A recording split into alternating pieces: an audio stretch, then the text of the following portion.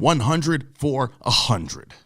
This is the podcast where I took 100 movies that I think every newer type movie watcher, maybe a couple of you seasoned old salty dogs out there, a couple slip through the cracks. Joints I think that everybody needs to check out to just to broaden their film horizons. Get a good film base for you. I ranked them from 100 to 1, and then I wrote a 100-word review for every single one of them. We put them out one a day, every day, for the first 100 days of 2020. All right, that's how this works. Today, we're on number 63 here. Number 63 gives us the film from 1980 directed by the man himself, Kubrick, a little joint called The Shining. Yes, that's right. So let's get into this 100-word review of The Shining.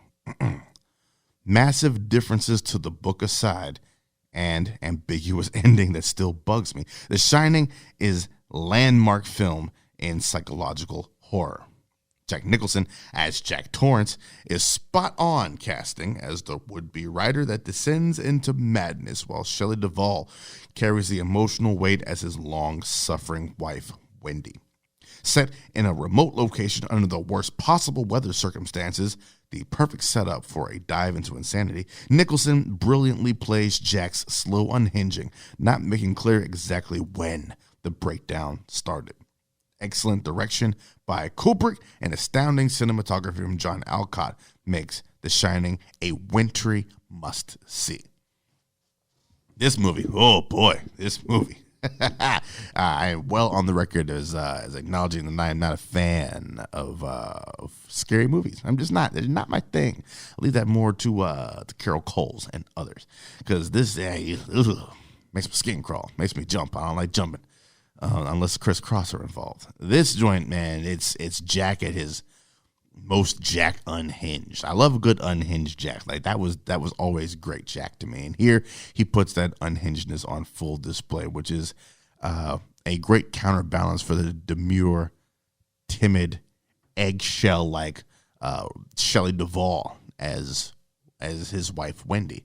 You got to kind of look at this movie as its own thing. You can't really compare it to the book. It stands on its own as a film. It's directed by, considered one of the greatest directors of all time, Stan Kubrick, and he makes great use of the camera in this joint. Some great long shots of the Overlook Hotel, what they use for the Overlook Hotel. He moves the camera really well. My favorite being as Danny's pedaling down the carpeted hallway there, and the camera follows him as he's going around all those corners and whatnot. That's great camera work. Just watching him from that perspective of right behind him, that medium shot there. It's paced very well. Like the descent into madness. Like I said, you don't know when it starts, but you really notice when it happens. Especially when when Wendy comes to him and he's typing, and he really gives her some good verbal abuse there and kind of throws her for a loop there. And then you're like, oh yeah, Jack's done fucked up. He's talking to ghosts at the bar and all that kind of good stuff. Shout out to Scatman Carruthers in there as well. And let's not forget the kid who played young Danny Torrance, who kind of, it's always weird having a kid have to be kind of some of the emotional heft of a film. There's a bunch of adults running around in it, but that kid did a really great job with what he was given and his talents that he had there. It is creepy as shit. This is the best way I can put this movie. With the twins that come play with me, and then the old woman in the bathtub that seduces Jack there. I'm not sure how the Overlook is still in business, man, because people just keep clapping up their families left and right, and you think that they would just go ahead and just shut that shit down altogether. Or just have single guys go up there. And that makes a whole lot more sense. Hey, the only prerequisite is don't have a family. If you got one, don't fucking bring them. Problem solved. But hey, I'm not the caretaker for the Overlook.